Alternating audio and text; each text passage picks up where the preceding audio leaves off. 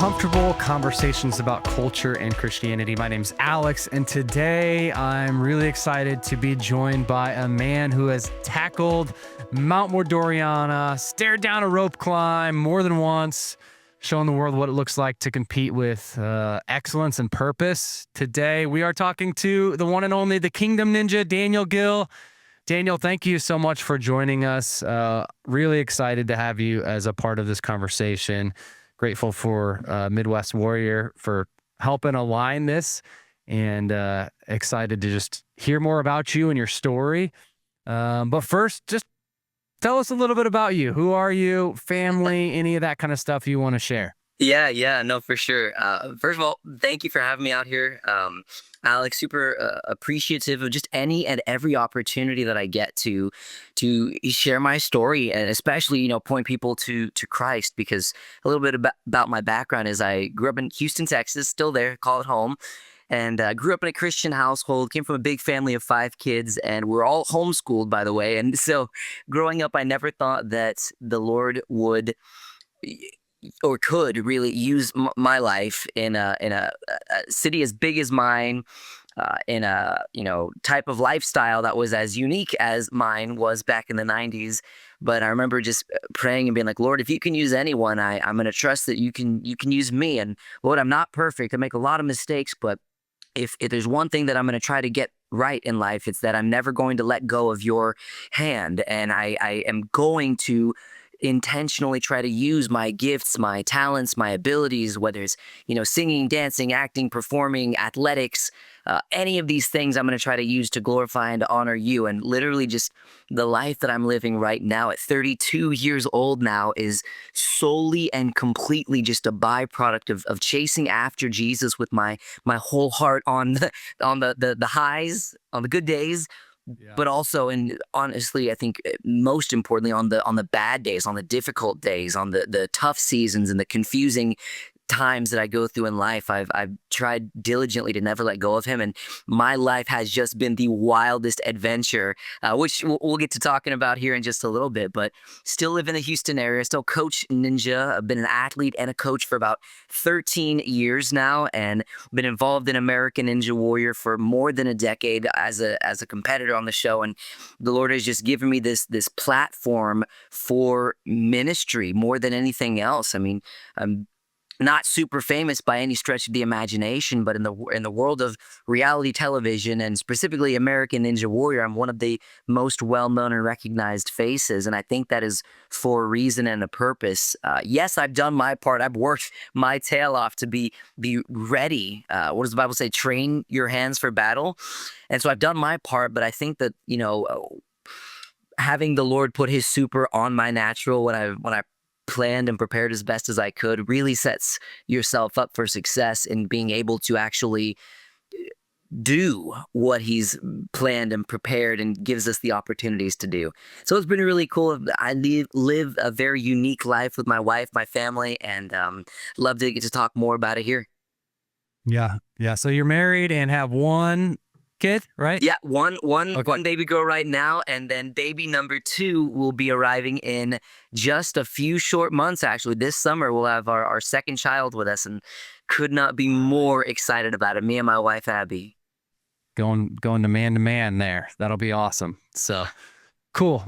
So I am curious. Obviously, from the show, it's drawn attention from especially the niche ninja community, which is exploding. I feel like the sport is exploding. I think I heard you mention on another podcast I was listening to, it's just number 2 now after pickleball suddenly is exploding. But what's it like to just kind of be noticed, and like what do those moments look like as you fans come across you, grocery store, Costco, wherever?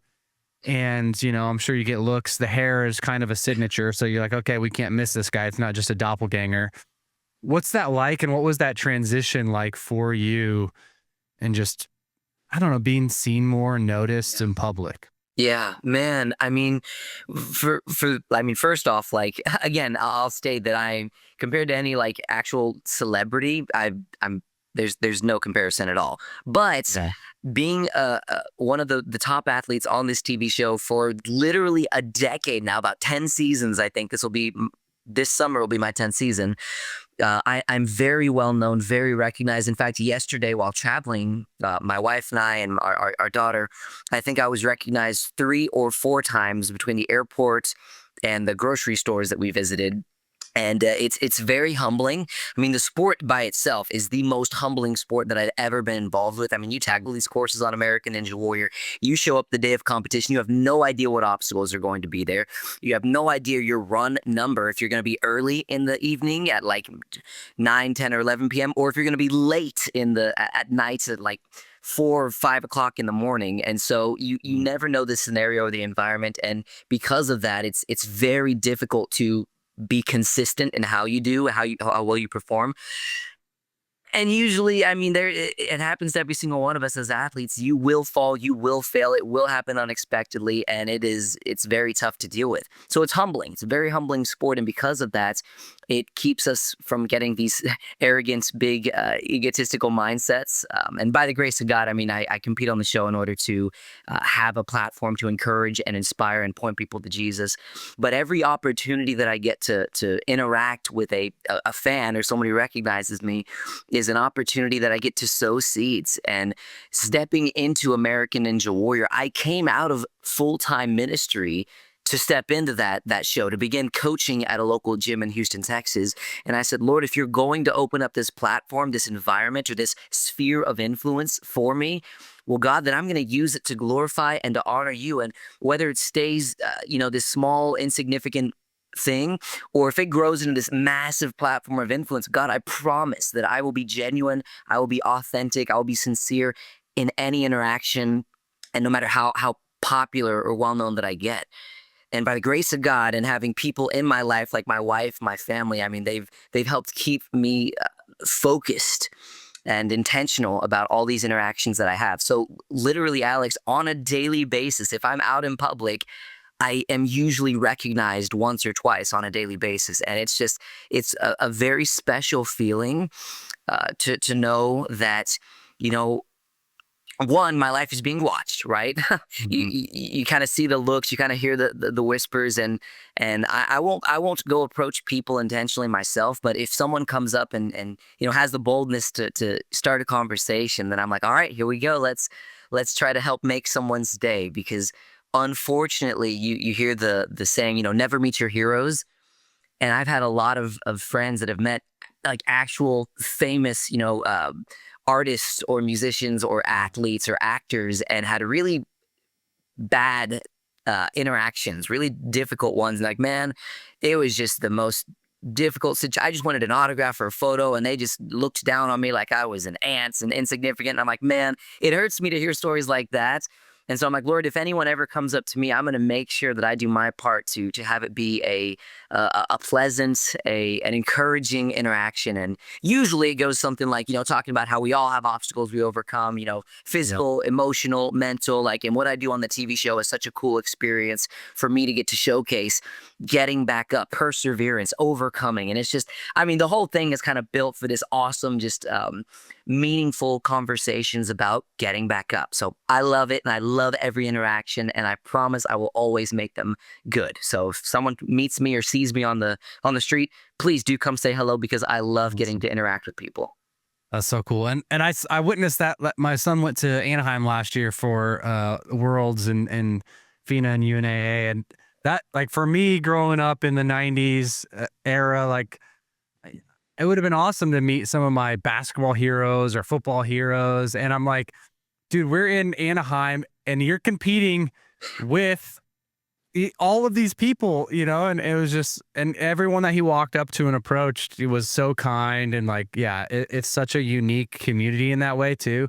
And the fact that you mentioned, I think a lot of people don't realize, you don't get to practice on these things. You don't get to go to you don't get to set it up at your own gym and make sure you have it all figured out. You're walking into that blind, and the first time you touch the obstacle, like, that's it. And so you're hoping you trained for it. And so Yep. I think those are fun things that maybe people don't realize as they're watching the show. You're like, how many times have they tried it? But nope, it's might be your first time ever trying a new obstacle. So yeah, I was joking with Sam Folsom. We talked to him a few weeks ago. I'm like, dude, you built the obstacle you fell on. Come on, man. So even Well, then that, you've got the whole element of like the lights and the cameras and the audience and the late night filming. There are so many factors that go into each and every round of competition that it doesn't matter. I mean, yes, you want to be as strong, as fast, as light, as lean as possible. But then at the end of the day, there's a whole other element to just almost like a performance mindset. And by the grace of God, I came from a background in theater, singing, dancing, acting. And so I, from a young age, became very accustomed to, the show must go on type of, okay, the lights, the cameras, the audience, I'm going to just have tunnel vision, ignore all that, do what I trained for, and show up and do what I need to. And so stepping onto the stage of American Ninja Warrior, from the very first time I did back in season 7, I was like, Lord, this feels like a production, and in a lot of ways as a TV show. It is. They're producing a television show, and so there's a lot of elements or crossovers. And I'm like, Lord, thank you so much that literally everything that I had done in my life up until competing on American Ninja Warrior prepared me to compete on American Ninja Warrior, and was just able to build momentum from that point on. And so it's tough. It's very tough as an athlete, but you can help set yourself up by training in your areas of weakness, including but not limited to having stage presence, being able to do interviews well, and having enough of a what is it like uh, visualization training in your mind to where you can look at a course and say, okay, I know how that movement works. I know what my body is capable of. And then you just do it in your head a million times before you step up to the starting line for the very first time touching those obstacles, being your televised run as well. It's crazy. yeah. So I'm curious what the genesis of you doing ninja was. I think a lot of kids, for them, it was seeing the television show now or going to a birthday party at a gym like it was for my son. But like you said, you started working at a ninja gym, but were you doing that before, or like what made you start doing ninja? Yeah. Oh my gosh. So when I was growing up, there was not American Ninja Warrior, the TV show, as it is now. When I was growing up, there was a TV show on like G4 or Spike TV. It was like the only show that we could watch on that channel as kids because it was geared more towards older audience. But it was called Sasuke Ninja Warrior, and it was the original Japanese Ninja Warrior TV show because that's where the show originated from. It was in Japan in like 1997, I believe, is when they began. And so I would watch this show as a kid, and I was like, these guys are monkeys like me. I was the monkey boy in my family. Out of all 5 kids, I was the one who was climbing on everything, swinging off everything, and learned the hard way that, not everything is a playground and you're not allowed to do all that stuff. And so I found this TV show and absolutely loved it. I was like, God, these guys are strong, they're capable. And I had 2 role models growing up as a kid. I tell about it. I write about it in my books, but it was like Jesus was my role model, and then Goku from Dragon Ball was my role model. I was like, okay, there's the savior of humanity that I put my trust and my faith in, Jesus. I said, but then there's this protector of Earth who is strong, is always training, always fighting for his friends. And I was like, God, I want to be like these 2 people. And so I just wanted to be strong as a kid. I wanted to be as strong as I could. I wanted to be physically capable of doing anything that I could imagine, protecting the weak, and just being this really cool, strong guy. And so growing up, I played about every sport possible, got in the high school years, got into like singing, dancing, performing, and visual arts type of stuff, got into parkour and free running. My dad got us like a Bowflex home gym, and I was like, I want to be as strong as possible. And so at that point in my high school years was when they started having American Ninja Warrior as a TV show. And I was like, that's amazing. Like, I'd love to do that, but I live in Houston. They don't film TV shows here. And plus, like, what would my story be? Like, these guys have wild, crazy stories and backgrounds that they're showing on this TV show. And I came from a great family. I don't have any, like, trauma or ridiculous background stories. Like, I could never do that. And so it kind of became this dream just I put away in the back of my mind, in the back of my heart. And then just, pressed on into what I was doing, my schooling, and graduated high school, entered to your Bible college, got to travel the world, speaking the gospel, teaching, leading worship, and it ruined me for normal life. Literally, I said, God, Lord, I've put my trust in you as a kid. I believe that Jesus is who he said he was. I believe that he died for me, lived that perfect life for me, and that literally I'm saved by grace through faith. There's no work that I could do to earn it or deserve it, but I'm going to trust that you have done the work, and I'm going to live my life for you.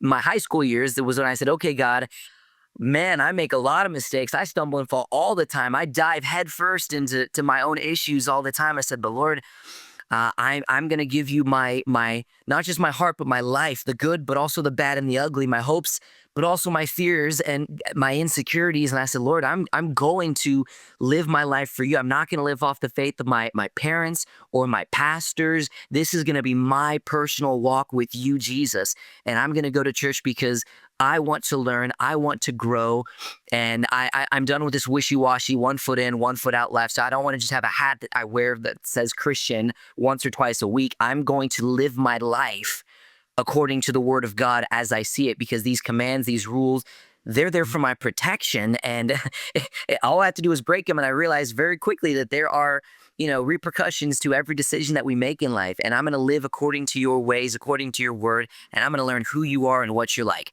So at this Bible college, it ruined me for normal. I said, Lord, I'll give you everything. If you want me to be a pastor, done. If you want me to be a worship leader full-time in a church, done. I love using my voice to honor and glorify and magnify you, point others towards you.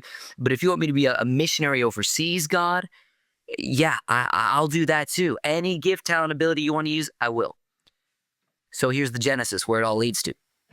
While I was at this Bible school, the job that I had answering telephones at a local fencing company ended abruptly. And I said, Lord, I need a job, but here's what I'm not going to sit on my hands and ask you to drop it in my lap. I will write up a resume. I will go, submit applications. I'll do interviews, but Lord, I want you to plant me where you want me to be. I said, Lord, anything that I do in life, I'm going to do with you and I'm going to do for you. And at my tiny Bible college of like 20 students, I had a guy, I asked them for prayer. I said, guys, I need a job and I've got tuition due in a couple of days. Please pray with me. And literally within 24 hours, I think the next day, a friend that I only knew through this Bible school, he said, hey, I got a job you might be interested in. I work at a gym. I said, no, man, I don't lift weights. I do calisthenics, body weight training, pull-ups, push-ups, running, climbing. Thanks, but no thanks. And he said, no, Daniel, it's not a regular gym. It's an obstacle course gym. In fact, have you ever seen that show American Ninja Warrior? I work in the only gym in Houston that trains people for that. This was 13 years ago now.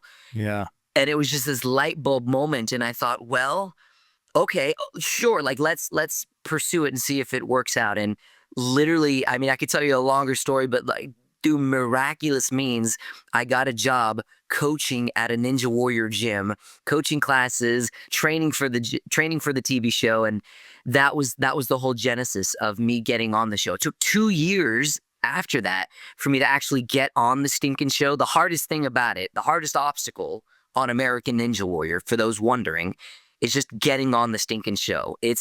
Out of tens of thousands of applications every single year, they select a few hundred. Mm-hmm. And so you got to have, you got to check all the boxes, have a crazy wild backstory. Or in my case, I had to wait in line for a week in a walk-on line just for a chance and an opportunity to be like a guinea pig test runner. But I got it. I got the opportunity by the grace of God miraculously. And I did well enough to make it to the national finals, was dubbed the Rookie of the Year my first season, and then became a well-known face that also checked the box for the TV show of saying, okay, we got the Christian demographic check marked with this Kingdom Ninja guy. And it's just been, the rest has been a history, trying to honor God and to work my hardest for what he's called me to do. Yeah. So probably the highlight, or at least people would assume the highlight of your career so far, is you won season 12, right? So take us back to that. Obviously, it was a kind of a weird year because of COVID and those things, but you did it. I mean, you had some great runs leading up to it, even like you said in your rookie season, but then failure, all those things you learn. What was it like, to reach the top, to say, I did it. I won American Ninja Warrior. I didn't just get on the show, but I won. And how did that compare to what you assumed those feelings would be like?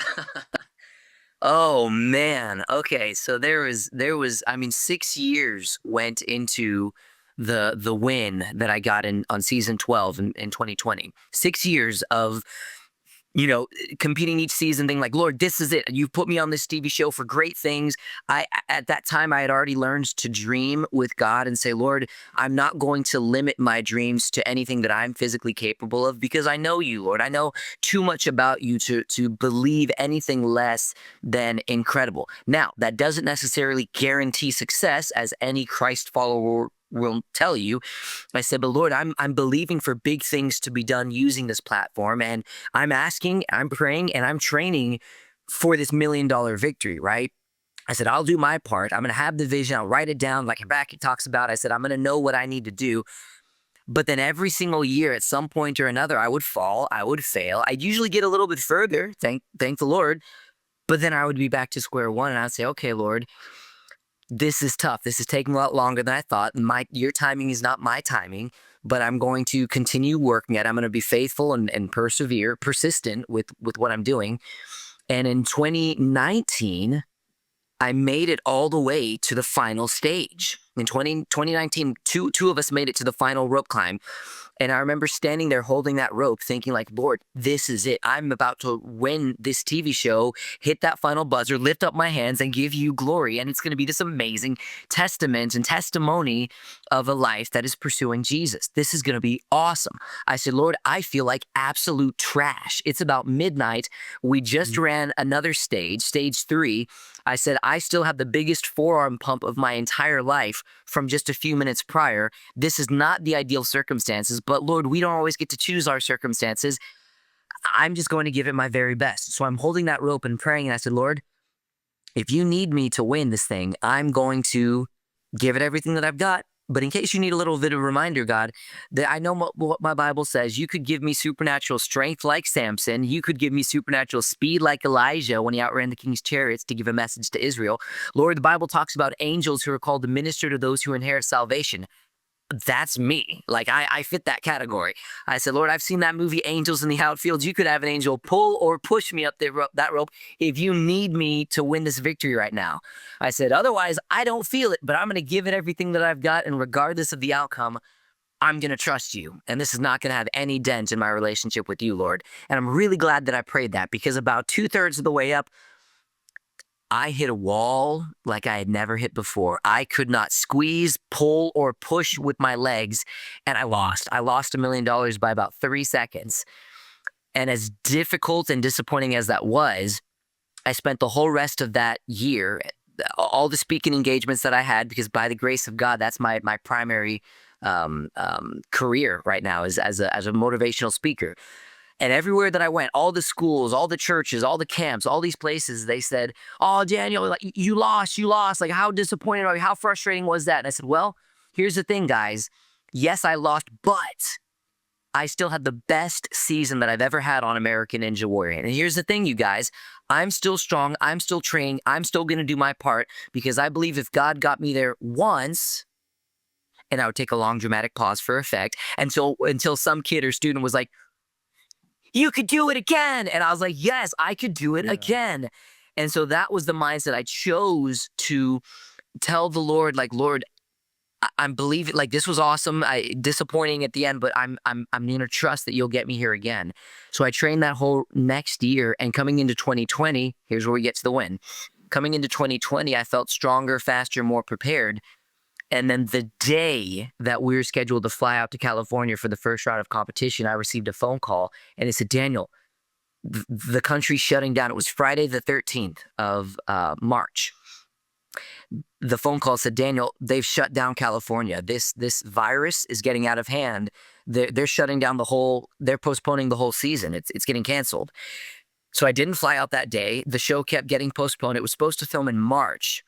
Then mid-summer in June, we get a phone call, and they said, hey, we've got postponed multiple times. We're going to have the season. I hope you're ready. That whole time, that 3 or 4 months, when the whole world was shutting down. Everyone thought like, you know, Armageddon was happening. Jesus was coming back soon. I was like, well, Lord, this was not how I planned this to go, but you know, however you want to come and whatever this world is going to go through, I know whose team I'm on. And for me, training was always therapeutic, is always therapeutic. I will always be an athlete because of the benefits that it gives me as a human being. God made our bodies to move, so I'm going to keep moving mine until the day that I die. So training was therapeutic for me, even during those months that the show was not being filmed. And every time I went to the Lord in prayer, it was just do what I said, do what I told you to do. I said, well, Lord, the last thing you told me to do was train and be ready to win this next season. But there is no season. It keeps getting postponed. So then when they finally had the season, I was ready, felt stronger and faster than ever before, and I won season 12 that year. Now, here's the caveat. It was the only season on American Ninja Warrior where they did not have $1 million prize for the winner. It was $100,000 that year. They didn't have the Vegas finals. They did not have the rope climb. It was head-to-head racing at the end. And so there was going to be a guaranteed winner anyways with that format. And so I remember laying in bed winning that night and thinking like, Lord, this was amazing. Like I did what I wanted to do. I lifted my hands. I gave you honor. This was awesome. And this is going to be the best tide that I've ever been able to honor you with, Lord. And then I thought about it for a second. I was like, wait, I just won what I would have tithed off $1 million. And it's just kind of like the reality set in. I was like, oh, bummer, man. And so then it took me about 3 more years to make it back to stage 4 and get my rematch and actually beat the final stage of American Ninja Warrior, only to then have a good friend of mine do it 1 second faster than me, and it's winner take all. And so I've had all the experiences that you possibly could have, but going to that win and just saying my last thing on that win, it was literally a dream come true. And it was just as amazing as I expected, but it's funny because living in this natural world, you know, I think it's John that talks about, you know, the lust of the flesh, the lust of the eyes, and the pride of life. There will always be something else that will covet your time or your attention or your affection. I mean, you check box the goals that you have in life. There's going to be 3 or 4 more to take the place every single time. And so as awesome as it was winning American Ninja Warrior the year that I did, it pales in comparison to, I guess, not to sound cliche, but the daily joy and satisfaction of walking with the Lord faithfully and just experiencing the adventures, the unexpected adventures that he has on a daily basis. And Lord, here's my plans, my schedule, but Lord, whatever you have for me today, give me eyes to see, give me ears to hear, give me an open heart to actually step into those things and not be so consumed with, you know, work, family, ministry, all these good things that I miss out on the things that you have for me. And so it's a totally different, I mean, the biggest goals of my life are just to walk with the Lord and to you know, find the treasures that he has daily. But winning Ninja Warrior was great, and I hope to do it again in the future. Yeah. So let's fast forward. You kind of alluded to it a second ago. I think I'm not an apologist for American Ninja Warrior, so correct me if anything's wrong. I think you were the first one, or the first one to conquer Mount Midoriana. I said that totally wrong. You did it. You cleared it. You finished. Daniel Gil, he finally did it. And then someone else did it fast. How is that like roller coaster of emotions? I mean, am I correct there? Is that all accurate besides the name that I just butchered for the Matt? Yeah, I mean, it's just the M at the end, Midoriyama. In Japanese, Midoriyama is just green mountain. So pretty cool. But so I was the 4th man in U.S. history to beat it in season. Now, the year that I made it back, I think it was season 15 that I finished and beat the whole thing, stage 4, the final stage. And going into that round, there was, if I'm not mistaken, there were 8 of us, a record number of people attempting the rope climb. And I remember thinking to myself, I'm a lot older than all of these other guys that are going to be climbing this rope. And Lord, I've trained with these guys before. They're a lot stronger than I am. They're a lot lighter. They're a lot younger. And this, I mean, Lord, here I am. I believe I have what it takes, but man, looking at the competition, this is going to be a miracle if it works out in my favor. And so I remember, I think 3 or 4 people climbed the rope and failed. They timed out and then said, okay, next up is Daniel. And I was like, okay, God, here we go. My 2 goals, my 2 prayers for that season was I wanted to make it back to the final round, which I was. I said, and 2, I want to beat it. I believe I could beat it within that 30-second time limit. And so I climbed and I did it. I finished it. They said, oh, Daniel, you've beaten American Ninja Warrior. Right now, you're sitting on top. You are the winner of this season, but there's a few climbers left. So we got to see if it'll hold out. And just the roller coaster, the emotions being like, okay, Lord, I did it, but it might not be enough. It's one thing to actually, do what you came to do, but then to do what you came to do and have to do it faster than everybody else is a whole other thing. And so then I think, gosh, if I'm not mistaken, I think Vance was the last runner, the last climber on the rope, because he had the fastest time in the previous stage, and they go in like reverse order. You get awarded based on how you do in previous courses. So he had, I believe, the fastest time on the previous course, got to go last on this one, and did it 1 second faster. And all of a sudden they were like, okay, well, sorry, Daniel, Vance is our $1 million winner this year. And it hurt. I'm not going to lie. I was disappointed. I was frustrated, and it was not the outcome that I was hoping and even praying for.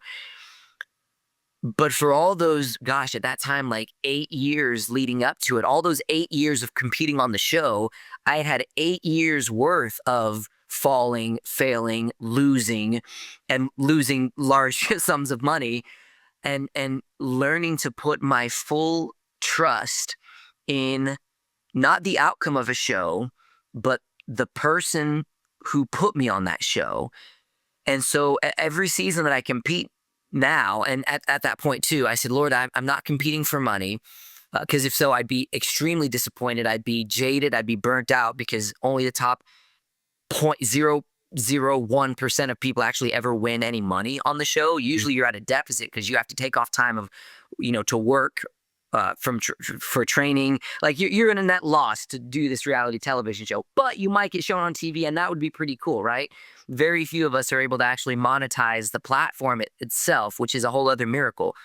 But I said, Lord, I compete on this show to honor you, to glorify you, to point people to you through the wins and through the losses. And I had the honor of pointing people to him through lots of losses, and devastating losses at that. And so the sting hurt a lot less, because I pray before every comp, and I say, Lord, I'm going to work hard. I'm going to do my best. I'm going to trust you with the rest. Whatever the result is, I'm like, this has no effect at all on my walk with you, Lord, because I do believe that millions of dollars are going to go through these hands to further the gospel of Jesus and to help build the kingdom of God. I said, and whether you want to use this television show to do it or any other millions of different means, my job is to be faithful and steward what you have given me right now. And so it's just a totally different mindset that I live my life by, and that I compete on this TV show by. So yes, it hurts, but it wasn't any sort of line in the sand or milestone moment of just, questioning my faith. I never questioned my faith at all through that situation, through all the situations of losing. They've only ever pushed me further into the heart of the Lord. You get 2 options when you go through things in life. Only 2.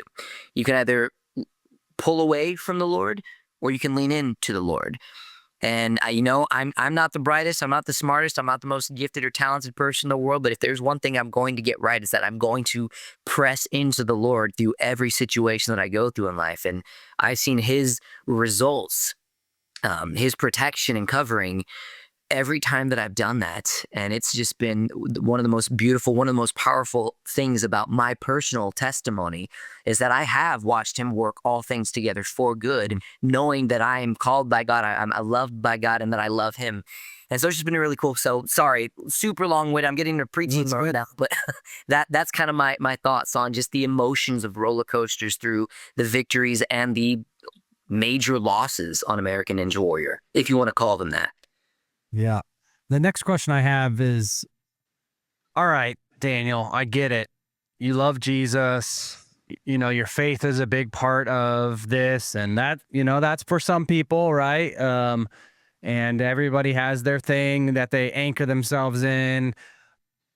but you're putting in some work, man. Like you're not just showing up. You're not just, you know, waking up in the morning, doing about a 3-minute prayer and 2 minutes of Devo time and reading your Bible for 1 minute, and then just showing up magically on the show and being able to do these things. Like at the end of the day, it's you, Daniel. Yeah. This is the hard work that you're putting in. It's the hours in the gym. It's all of the calluses. It's the rope burns. It's all of that kind of stuff. Like that's what everybody else has to put in to win it. Like, what do you say to somebody that's just like, but what you have to put in hard work. At the end of the day, there's no shortcuts there. And your faith isn't just a short, like you didn't just get short circuited and popped up there because of your faith. Like, what does that real training look like for your body? You know, Paul talks about that a lot of Yeah. running the race and crucifying his flesh and going through the ringer. So what does that reality look like? So it's not just maybe the glamorized Yeah. or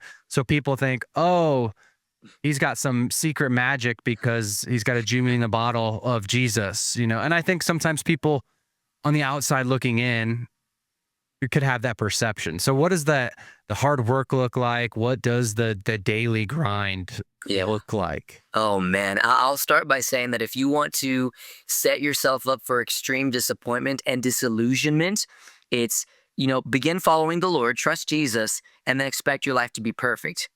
You will be so disappointed and so frustrated on day one because even Jesus said in this life, you will have troubles, you will have trials, have tribulations, have difficulties, but to take heart because he's overcome it all, right? But we don't talk about that. We don't realize that. We think that, if we show up at a church service, that everyone there is going to be these perfect, people that have no issues, no problems, and they oftentimes try to put on that face and portray that. But man, this world is tough. These flesh bodies that we have are imperfect and are drawn to sin. And this side of eternity, we will always have problems, issues. I have my own set of issues. My wife will tell you, my family and loved ones will tell you how imperfect that I am as a person. I'm not perfect by any stretch of the imagination, but I'm forgiven, I'm saved, and I don't have to be bound by the issues that I have in my life. And so when it comes to training in athletics and working hard, man, you really get out what you put in. The Bible talks about sowing and reaping, and you are going to reap what you have sown. And so if you are an athlete, if you're an entrepreneur, businessman or woman, if you have any goals or dreams in your life, every single thing in life is going to start out as a seed. It's a kingdom principle. It's a principle that God laid into the foundations of this earth and how it works. Everything starts out small. There is no such thing as an overnight success. What you might perceive as overnight success, you don't see the days, weeks, months, or years of training or preparation that goes into what is perceived as overnight success. And so for me, it was all about just getting the vision and saying, okay, what direction do I want to walk in life? And that was athletics. Or actually, it was all the talents that I had. I said, okay, I love speaking, so I'm going to speak anytime I get an opportunity. I love training and competing, so I'm going to incorporate that into my daily life and routine. I love working with young people, so I'm going to stay connected in my church and volunteer there. And I love writing, so I'm going to spend time daily just trying to jot down my thoughts, my ideas, my plans, not knowing that it would prepare me to author 3 books and more on the way. And so it really just became a matter of discipline and saying, okay, I know that nothing is going to be given to me in life.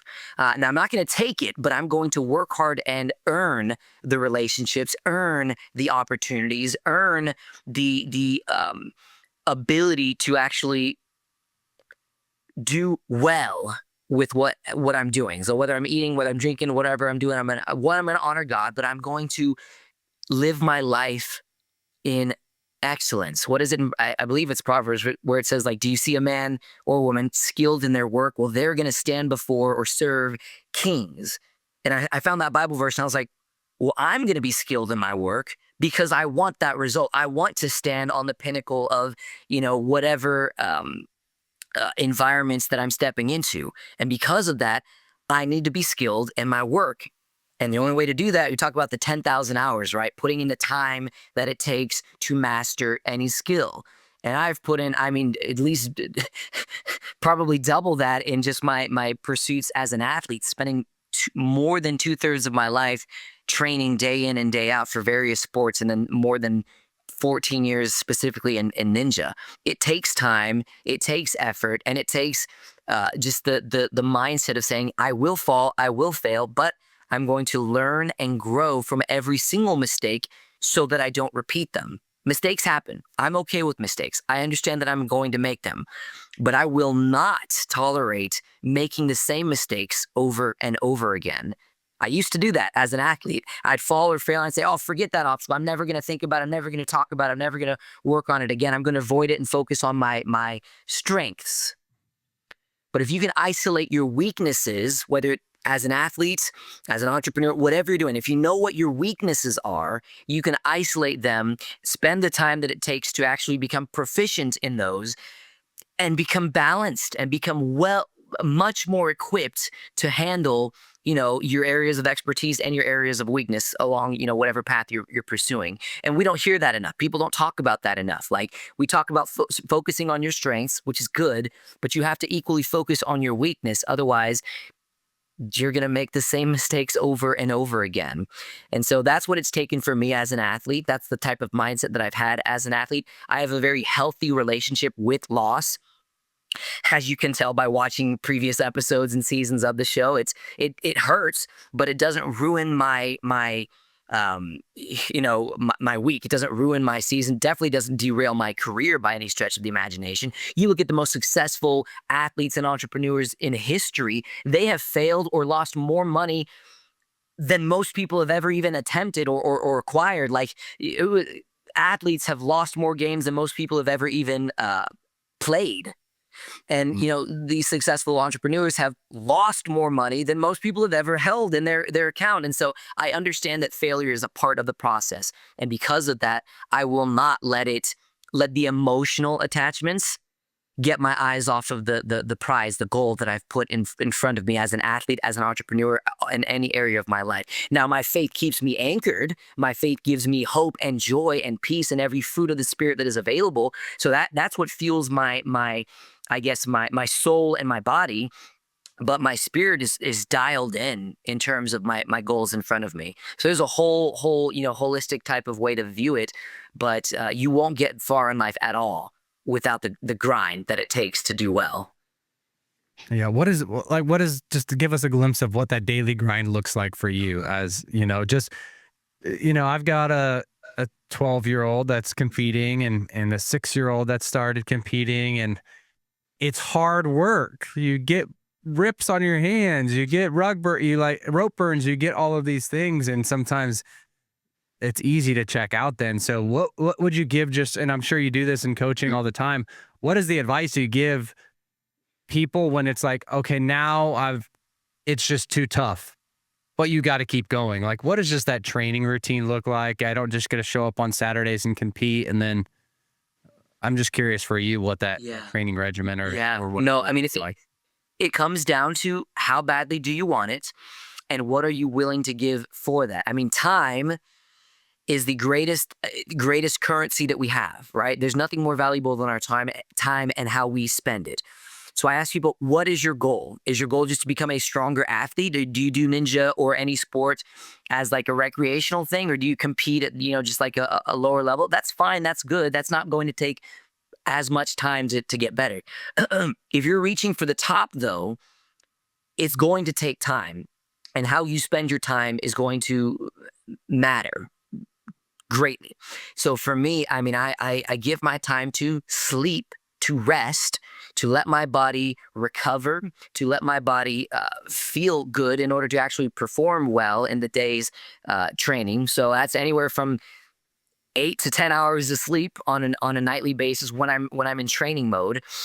That's giving my time to the proper food, proper fuel to fuel my body, to feel good, to feel like working out, to feel good during my workout, and to recover quickly after my workout. Yeah, an athlete you can run off of any type of fuel. God made our bodies incredible in that way. But if you want to actually thrive as an athlete, it's going to take putting the best type of fuel. I'm not talking about like nasty, gross foods that you hate, but only eat because it benefits you. No, no. I'm talking about finding foods that you absolutely love to eat, that are real, that are raw, that are whole, that are authentic, and that are, nutrient dense. I love eggs. I love fruits. There's certain vegetables that I love. And by the grace of God, there's a lot of supplementations that aid, that are actually good supplements. There's an oversaturation of toxic poison in the supplement market right now. But finding the ones that are real, finding the ones that are whole, finding foods that you love that build you up and prepare you to train and to recover, the time that goes into that. And then the training itself, I mean, there's about an hour and a half or so that I do daily on of hard training, but then another hour or so of light training. I usually have multiple workouts a day, a light workout for cardio, and then a hard workout, whether it's upper body, lower body. There's all kinds of workouts. And because Ninja is such a diverse full body sport, I mean, you've got upper, you've got lower, you've got balance, agility, you've got coordination, hand-eye coordination, you've got cardio and conditioning. There's so many different ways that you can train for it. And I train differently daily for Ninja. So one day might be rock climbing. One day might be like lower body plyometrics. Another day might just be like a long, slow burn run to help recover my body from the previous days. Another day might be obstacles specific, like techniques, working these incredibly difficult, like trick moves that are just, you get it 1 out of every 5 times, even as a professional. That's how hard they are. Every day is different for me. So I tailor my schedule and my routine to work in ways that allow those certain groups that I'm specifying to maximize their growth. Because I used to just train obstacles every single day until my shoulders, my fingers, my elbows would just give, because in any sport, you're never meant to go that hard that many days in a row. You can, but you set yourself up for injury and disappointment, because Ninja is such a high impact, such a dynamic sport that you should not be training hard on obstacles every single day. You can get away with it as a kid, which is these, Gumby like bodies. But as you get older, especially as your body matures, you can't. Our bodies were never made to handle that type of aggression on our joints and ligaments. So there's ways to train. I'm training smarter every single day, but my time is given to rest. My time is given to proper nutrition and hydration. My time is given to anywhere from 3 to 5 hours on a given day of training, which includes the high intensity, about an hour and a half or so, but the low intensity, as well as the rehab and recovery. So these are things like, rolling out, massages, all the things that go into being a high-level athlete. And it, again, goes to, what is your goal? Is your goal just to be stronger and healthier? That's easy. Any single person can fit that into their lifestyle. But if you're aiming for the pinnacle as an athlete, there's a reason why professional athletes, all they do is eat, sleep, and train. You look at Michael Phelps, for one. He was in the water, a low intensity type of sport, every single day for like 6 years. It's incredible the lengths that these athletes will go to in order to reach the top. So that's what it takes. Yeah, which is a lot. It's a lot. It's more than most people want to do. So, and just rounding this out, the last curiosity I have is, I'm curious, and you're about to have your second child. Like, what has surprised you the most about being a dad?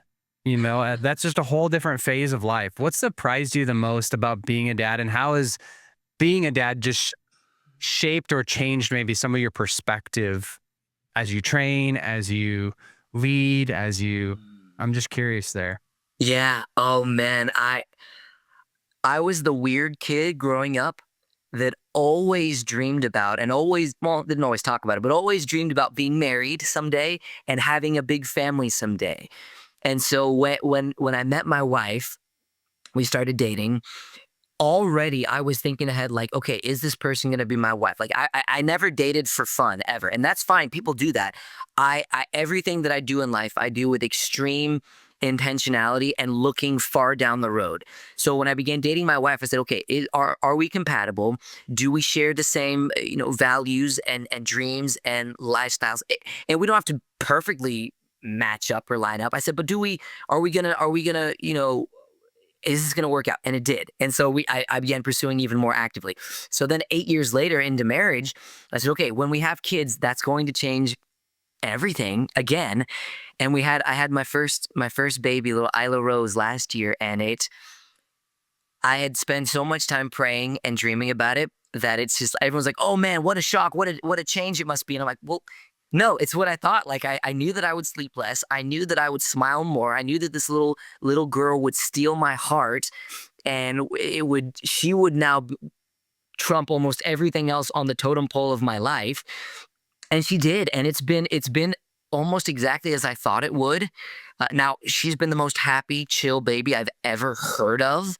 So baby number 2, we don't know. We're praying that she's, as good as our first. But it's changed my priorities in a sense that if it's between spending time with my daughter or helping my wife with my baby or training, I'm sorry, training, you're no longer as high on my list. I'll still train. I've had to be creative with how I spend my time because unfortunately, babies aren't on the same schedule as we are. They're on their own schedule. And hopefully they get a good routine in, but even in spite of that, they change things, they change life. And, you cannot be the same type of, you cannot be the type of father that you need to be if you're going to keep the goals of athletics or business at the same. And unfortunately, a lot of people sacrifice their families in the pursuit of their goals. I will not do that. I refuse to do that. And by the grace of God, I have a wife and family members that won't let me do that even if I tried. And so for me, my family, second to my walk with the Lord, they mean everything to me. They mean more than training. They mean more than competitions. Now, I don't downplay my training or competitions. When I am training and when I'm competing, I'm dialed in and focused on that. That is all that matters at that moment. But if I get a phone call and wife needs help or baby needs me, well, I might have a second guess in my natural mind, but in my heart, I'm like, well, yeah, there's no other option. Like this is my life. I chose this, and I chose this knowing that this would now supersede my athletics or my goals as an entrepreneur. And because of that, I don't have to let it shock me as much to realize, oh, wow, having kids is harder than you might think. Well, it is. But as long as you know that and you keep that level of priority where it's supposed to be, the God-given design and order that we are to live our lives by, then it's a lot less frustrating, and it helps you to work harder on the times that you can work or train in my case. So I love it. I love my little girl, and I love all my future kids to come because we want to have a big family, because that's what's been on my heart for years and years. We'll take them one at a time though. We'll see how it continues to grow. Yeah, so fun. Thanks for sharing that. And yeah, I could keep talking forever, but eventually we gotta wrap this thing up. A couple things I want to highlight is, so it is May 29th as of this dropping. So the new season of American Ninja Warrior drops on Monday, June 2nd. And so that's exciting. I know June 8th, you'll be at Midwest Warrior Academy. If there's still spots even to sign up by this day, then go there, sign up. You can meet Daniel in person, be coached by him in person, and be more motivated and hear all that. So that's really exciting. I don't know what you're allowed to do. Any just excitement about the next season? You're gonna be there. We know that. I'll be there. Yeah, I Okay. think I'm on the season premiere episode too. So what is it? Monday night, June 2nd, I believe. Watch. I'll be there. And gosh, I went from being the youngest competitor on the show when I began at 21, when that was the age requirement, to now I'm one of the older veterans that is still competing. I'm more than twice the age of most of my top tier peers. Oh, wow. which is wild. I mean, you talk about time, right? Like time, it goes whether you want it to or not. And I'm discovering that, you know, as long as you continue to put in the work, as long as you continue to give the time necessary, then you can continue competing at the highest level as in your 30s. I mean, I think we got Joe Moravsky and a few others that are still just cranking out buzzer after buzzer, year after year, because we found what works. We found how to train well, and it's going to be a great, great season to watch. So be watching, because there's going to be some crazy changes to the finals in this coming season that you guys aren't going to want to miss. It's going to be different than any other year before. It's going to be a whole new finals this season. So be watching, be cheering, and it'll be my 10th year, my 10th season on the show. It's going to be good. Awesome. Awesome. Anything else you want to add before we close out today's episode? This has been fascinating and just a joy to listen to. So Yeah. Oh gosh. Well, I mean, I hope my prayer and my goal is that those that are watching or listening are encouraged, are inspired, that you realize like you're not alone in facing life's obstacles. Every single one of us face trials, face troubles, physical obstacles, the emotional obstacles, the mental obstacles, anxiety, fear, depression. These are all different forms of obstacles that come against us at one point or another, or for seasons of our lives. Don't give up. Don't quit. Find community. Find people that you can link and lock arms with, those that can help lift you up, those that can encourage you. Because we were never made to live this life by ourselves. We were always made for community. We were never meant to be, one-man armies or live our lives on an island, basically. Like, we were made for people. We were made for connection. And so find your people, whether that's your team or whether that's your small group or whether that's your schoolmates, whether that's your family. Find your people. Open yourself up to those that you can trust, and watch how much faster you can overcome the obstacles of life, right? It's not just about, physical obstacles on Ninja Warrior. That's fun and good. That's my life. But your life isn't going to look like mine. Your life is going to be unique. Your life is going to be different. Your story is going to be different than mine. And so the last thing that I would say is, like, when your foundation is on the Lord, on what I believe fully to the bottom of my heart, that is our purpose for living, our purpose for being here is to walk with and know the Lord. Then come hell or high water, come anything this life throws our way or the enemy tries to attack us with, you can get up, you can overcome, you can find comfort, and then you can comfort others with the stories that we've gone through. Everything that I've gone through, I've been able to encourage others. So the next time you fall or fail or lose, just pat yourself on the back and say, hey, at least I didn't lose $1 million like my friend Daniel Gil. Not once, but twice. Because if he can get back up and move forward and keep a smile on his face and understand that life happens and you don't have to be defined by what happens to you. You can be defined by how you choose to live your life. Then you guys can too. You can get up and you can overcome. So God bless you guys. And I hope to meet people. I love traveling, doing events full-time, speaking and coaching and doing workshops, all these things. My life is so, diverse in a lot of different ways. And it's an adventure. But God is good. He's faithful. And I hope to meet you guys at some point or another. all right. Well, I will go through the rest of the day knowing I didn't lose $1 million twice. So that'll keep me motivated. I appreciate that. And to everyone for listening, thank you so much for listening to today's episode. We love to hear from you. If you want to leave us a voicemail to be played on a future episode, you can call 402-885-9930. Find us on Instagram, TikTok at CCCOMA Podcast, or email us any questions, thoughts, potential guests you have at podcast@cccomaha.org. Until next time, we'll talk to you then.